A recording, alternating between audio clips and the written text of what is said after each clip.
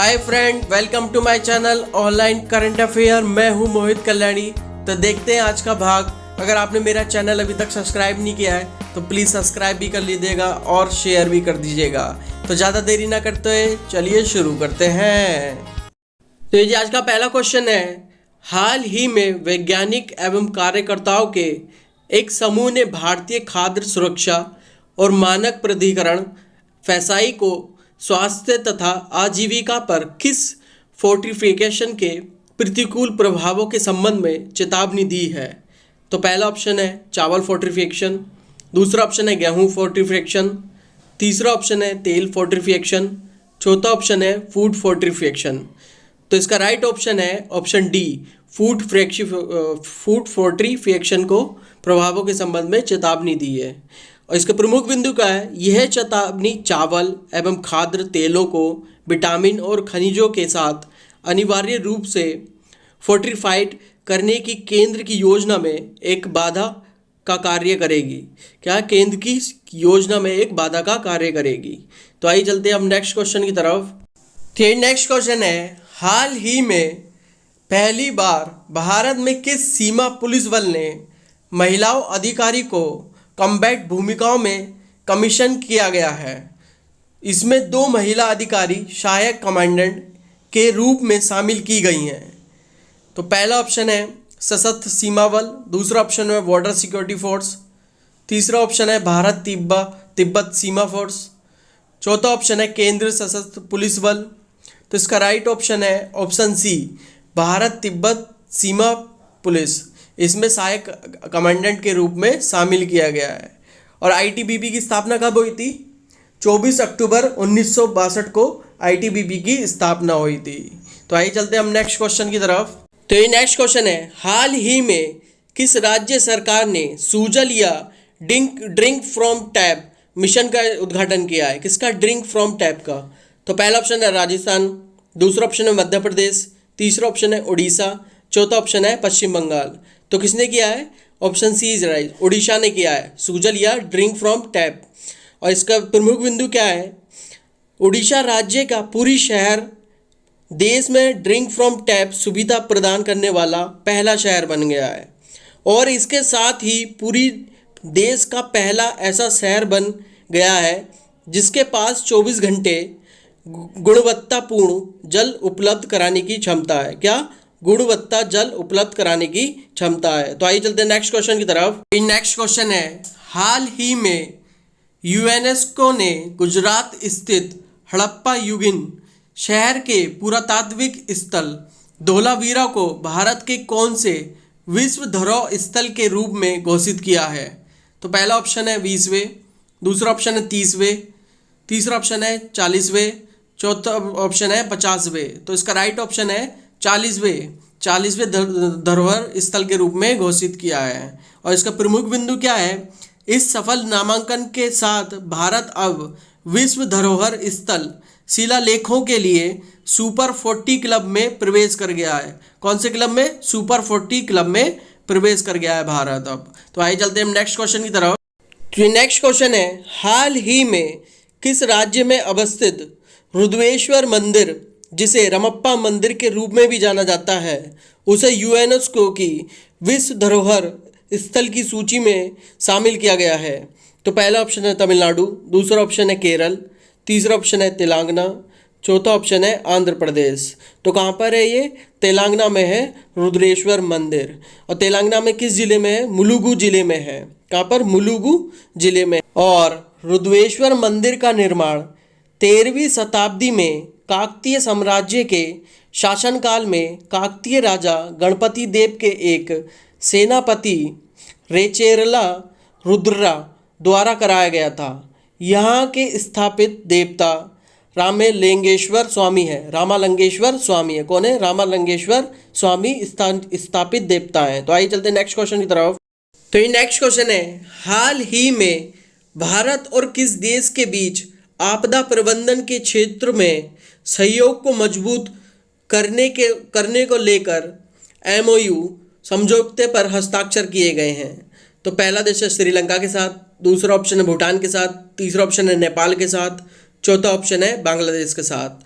तो इसका right option है बांग्लादेश के साथ समझौते पर हस्ताक्षर किए गए हैं। और किसने किए इस समझौते पर हस्ताक्षर? भारत के राष्ट्रीय आपदा प्रबंधन प्राधिकरण एनडीएमए और बांग्लादेश के आपदा प्रबंधन एवं राहत मंत्रालय के द्वारा हस्ताक्षर किए गए हैं। तो आइए चलते हैं हम नेक्स्ट क्वेश्चन की तरफ। नेक्स्ट क्वेश्चन है, हाल ही में ब्राज़ील, रूस, भारत, चीन और दक्षिण अफ्रीका ब्रिक्स ने किस उपग्रह डाटा साझाकरण में सहयोग के लिए समझौते पर हस्ताक्षर किए हैं? तो पहला ऑप्शन है प्राकृतिक सेंसिंग, दूसरा ऑप्शन है रिमोट सेंसिंग, तीसरा ऑप्शन है चक्रवात सेंसिंग, चौथा ऑप्शन है कॉन्स्टलेशन सेंसिंग। तो इसका राइट ऑप्शन है ऑप्शन बी रिमोट सेंसिंग। क्या? रिमोट उपग्रह डाटा साझाकरण सहयोग के लिए समझौते पर हस्ताक्षर किए हैं। और इससे क्या होगा? इन उपग्रहों से प्राप्त डेटा का उपयोग वायु गुणवत्ता, चक्रवात व अन्य प्राकृतिक आपदाओं के साथ वनंगन तथा जलवायु परिवर्तन से जुड़े अध्ययनों के लिए किया जा सकेगा। तो आइए चलते हैं हम नेक्स्ट क्वेश्चन की तरफ। तो ये नेक्स्ट क्वेश्चन है, हाल ही में रूस की स्पेस एजेंसी रोसकोसमोस ने इंटरनेशनल स्पेस स्टेशन के लिए किस नए नाम से एक नया मॉड्यूल लॉन्च किया है? तो पहला ऑप्शन है जवजेजदा मॉड्यूल, दूसरा ऑप्शन है नौका मॉड्यूल, तीसरा ऑप्शन है पीर मॉड्यूल, चौथा ऑप्शन है स्पेस मॉड्यूल। तो इसका राइट ऑप्शन है ऑप्शन बी नौका मॉड्यूल लॉन्च किया है। और आइए जानते हैं इसके प्रमुख बिंदु क्या हैं। अब तक रूस द्वारा इंटरनेशनल स्पेस स्टेशन पीर नाम से मॉड्यूल का प्रयोग किया जा रहा था, जिससे मुख्यतः अनुसंधान और डॉकिंग पोर्ट के रूप में इस्तेमाल किया जाता था। किसके लिए? किसके? डॉकिंग पोर्ट के रूप में इस्तेमाल किया जाता था। तो आइए चलते हैं हम नेक्स्ट क्वेश्चन की तरफ। तो ये नेक्स्ट क्वेश्चन है, हाल ही में किस देश ने स्पेस राइस अंतरिक्ष चावल की अपनी पहली फसल की कटाई की है? तो पहला ऑप्शन है अमेरिका, दूसरा ऑप्शन है फ्रांस, तीसरा ऑप्शन है चीन, चौथा ऑप्शन है रूस। तो किसने की है? ऑप्शन सी इज राइट, चीन ने की है। तो आइए जानते हैं इसके प्रमुख बिंदु। चीन ने नवंबर में चांग E5 मिशन के तहत 23 दिवसीय चांद्र यात्रा के दौरान चावल के बीज भेजे थे और चीन वर्ष 1987 से चावल और अन्य फसलों के बीज अंतरिक्ष में ले जा रहा है और उन पर अनुसंधान कर रहा है। तो आइए चलते हैं हम नेक्स्ट क्वेश्चन की तरफ। ये जी नेक्स्ट क्वेश्चन है, हाल ही में एक चमगादड़ जिसे ओलंपियन चमगादड़ कहा जा रहा है, उसने लंदन से उत्तरी पश्चिमी रूस के पास्कोप क्षेत्र में कितने किलोमीटर लंबी उड़ान भरकर वैज्ञानिकों को चकित कर दिया है? तो पहला ऑप्शन है 1600 किलोमीटर, दूसरा ऑप्शन है 1800 किलोमीटर, तीसरा ऑप्शन है 2000 किलोमीटर, चौथा ऑप्शन है 2200 किलोमीटर। तो इसका राइट ऑप्शन है ऑप्शन सी 2000 किलोमीटर। जानते हैं, ये महत्वपूर्ण तथ्य है, यह चमगादड़ नाथुसियस पिपिस्ट्रेल प्रजाति के चमगादड़ से संबंधित है और नाथुसियस की पिपिस्ट्रेल प्रजाति से संबंधित इस चमगादड़ का वजन आमतौर पर 10 ग्राम से कम होता है। कितना? 10 ग्राम से कम होता है। नाम याद रखना, इस चमगादड़ को ओलंपियन चमगादड़ कहा जा रहा है। क्या? ओलंपियन चमगादड़ भी कहा जा रहा है। तो आइए चलते हैं नेक्स्ट क्वेश्चन की तरफ। तो ये नेक्स्ट क्वेश्चन है, हाल ही में किस राज्य सरकार ने राज्य के महाविद्यालयों में प्रथम वर्ष के पाठ्यक्रम में आपदा प्रबंधन से संबंधित एक अनिवार्य विषय को शामिल किए जाने की घोषणा की है? तो किस सरकार ने की है? पहला ऑप्शन है तमिलनाडु, दूसरा ऑप्शन है केरल, तीसरा ऑप्शन है उड़ीसा, चौथा ऑप्शन है तेलंगाना। तो किसने की है? Option C is right, Orissa ने की है आपदा प्रबंधन से संबंधित एक अनिवार्य विषय को शामिल करने की घोषणा। तो आइए चलते हैं हम नेक्स्ट क्वेश्चन की तरफ। तो ये नेक्स्ट क्वेश्चन है, हाल ही में किस राज्य सरकार ने राज्य के विश्वविद्यालयों और इससे संबंधित कला एवं विज्ञान कॉलेजों में विभिन्न पाठ्यक्रमों में प्रवेश पाने के इच्छुक ट्रांसजेंडर छात्रों के लिए अधिकतम आयु सीमा को समाप्त कर दिया है? तो पहला ऑप्शन है हरियाणा, दूसरा है राजस्थान, तीसरा है तमिलनाडु, चौथा है केरल।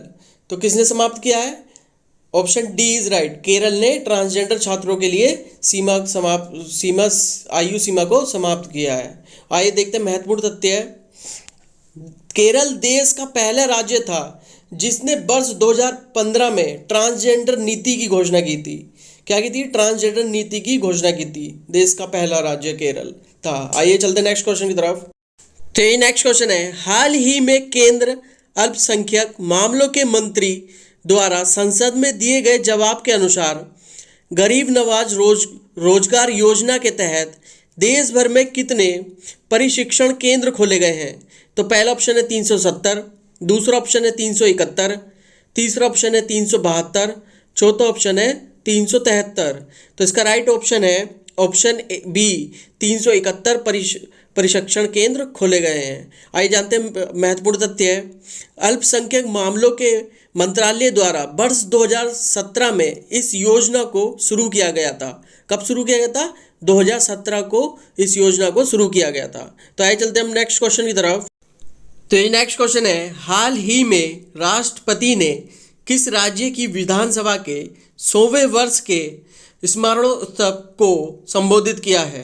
तो पहला ऑप्शन है केरल, दूसरा ऑप्शन है तमिलनाडु, तीसरा ऑप्शन है तेलंगाना, चौथा ऑप्शन है उड़ीसा। तो किसका संबोधित किया है? Option B is right, Tamil Nadu. Option B is right, Tamil Nadu को किया है। आइए जानते हैं इसके प्रमुख बिंदु क्या है। इससे पहले चेन्नई में मद्रास विधान परिषद एमएलसी के रूप में जाना जाता था। किसके रूप में? एमएलसी के रूप में जाना जाता था।